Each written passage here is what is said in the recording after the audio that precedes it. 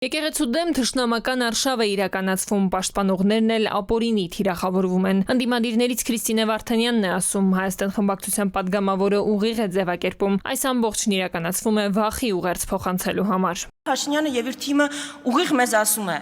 եթե ես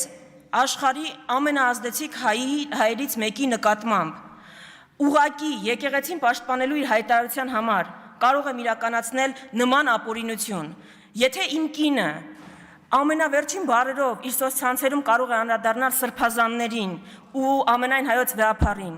դուք պատկերացնում եք ձեզ հետ ինչեր կկատարվի։ Շատ մարդիկ ստիպված պաշտոնի ու կարգավիճակի հետ կապված ամենը ներկայացնում են որպես եկեղեցու դեմ արշավ։ Արտահերթ ելույթով ամբիոնին մոտեցավ խորհրդարանի նախագահը։ Ալեն Սիմոնյանը հակադարձում է, հավատքի ու եկեղեցու հետ խնդիր չկա, խնդիրը բացառապես անձերով է պայմանավորված։ Եկեղեցու դեմ որևիցե մեկը չի պայքարում, հայ առաքելական սուրբ եկեղեցին, մեր բոլորի եկեղեցին եւ դրա մեջ կասկած չկա։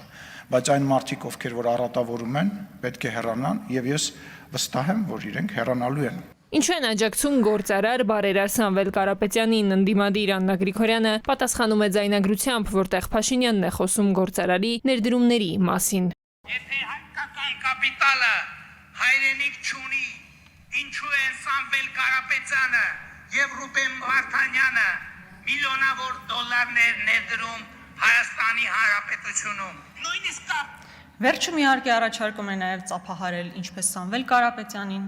այնպես է Ռուբեն Վարդանյանին։ Ես գիտեմ ինչու են իրենք ներդրում արել Հայաստանի Հանրապետությունում եւ Արցախում, որտեղ Հայաստանի Հանրապետությունը եւ Արցախն իրենց հայրենիքն է եւ նրանք սիրում են իրենց հայրենիքը։ Գրիգորյանի դիտարկմանը թե 13 միլիարդ պետական պարտքի պայմաններում ինչ ենք ստացել, ինչ է ստեղծվել, Փաշինյանը դահլիճում հենց նստած տեղից պատգամավորին ու մյուս ընդդիմադիրներին առաջարկ արեց, տանեմ ցույց տամ։ Խորհրդարանի խոսնակն էլ ամբիոնից ավելացրեց. կարող ենք կազմակերպել, ես էլ պարտավորվում եմ մեքենան ապահովել։ Տիգրան Գուրգինյան, ժամը լրատվական։